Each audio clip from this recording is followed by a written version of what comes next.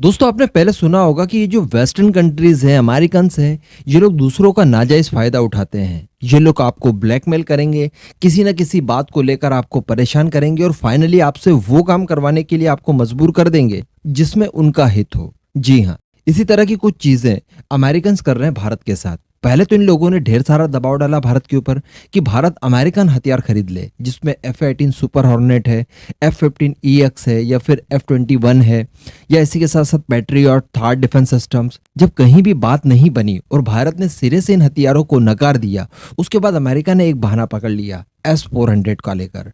यहां तक कह दिया कि भैया S-400 के नाम की तो हमको बवासीर हो गई है और वो अब खत्म नहीं हो रही है। सीधी सी बात है। यहां पर मैं आपको बता दूं कि S-400 की डील जो भारत ने रशिया के साथ की है, उसको लेकर अमेरिका की शुरू से आपत्ति रही है। लेकिन फिर भी अमेरिका के इतने सारे हित जुड़े हुए हैं भारत से कि अमेरिका चाहकर भी भारत का कुछ बिगाड़ नहीं सकता। बराबर, इसको लेकर कई अमेरिकन ऑफिशियल्स ने अमेरिका की गवर्नमेंट को, वहां के एडमिनिस्ट्रेशन से ये कहा कि देखिए जी, आप किसी तरह का कोई प्रतिबंध लगाकर खुद के पैर पर कुल्हाड़ी ना मार लीजिएगा, क्योंकि इसमें बड़ा जोखिम है। अगर भारत प्रतिबंधों के चलते आपके हाथ से चले गया तो वो दोबारा मॉस्को के पास चले जाएगा और ऐसी परिस्थिति में आपका ही नुकसान है, भारत से ज्यादा नुकसान आपका है। यहां पर बातें चल रही थी, सब कुछ बैलेंस लग रहा था। अगर दो लोग भारत के पक्ष में आ रहे थे, दो खिलाफ भी आ रहे थे, तो कोई दिक्कत वाली बात नहीं थी, मामला एकदम बैलेंस्ड था। सबसे बड़ी बात कि अमेरिकन ऑफिशियल जो बयान दे रहे थे S-400 की डील को लेकर भारत के ऊपर, वो भी बड़ा नापातुला सा था। लेकिन दोस्तों अभी अमेरिका की तरफ से एक और बयान आया है और ये बयान डेफिनेटली चिंता का विषय है भारत के लिए, क्योंकि यहाँ पर भारत को अमेरिका धर्म संकट में डालने की कोशिश कर रहा है और ऐसा करके अमेरिका अपना स्वार्थ साध रहा है। देखिए मैं आपको बताता हूँ। अमेरिका के विदेश मंत्रालय के प्रवक्ता हैं नेड प्राइस। इनका नाम सुना होगा आपने, पहले इन्हें देखा भी होगा। अक्सर ये बड़े बड़े मुद्दों के ऊपर बात करते हैं, काम ही इनका वही है। अभी इन्होंने कुछ बातें कही है भारत के S-400 की डील को लेकर। इन्होंने कहा कि S-400 के जरिए इस पूरे क्षेत्र में और इस क्षेत्र के बाहर भी मॉस्को जो है अस्थिरता फैलाना चाहता है। पता ही है, रशिया S-400 बेचकर अस्थिरता फैलाना चाहता है। ये सुनकर पाकिस्तान में बैठा हाफिज सईद बोलता है, मैं क्या करूं, फिर जॉब छोड़ दूं?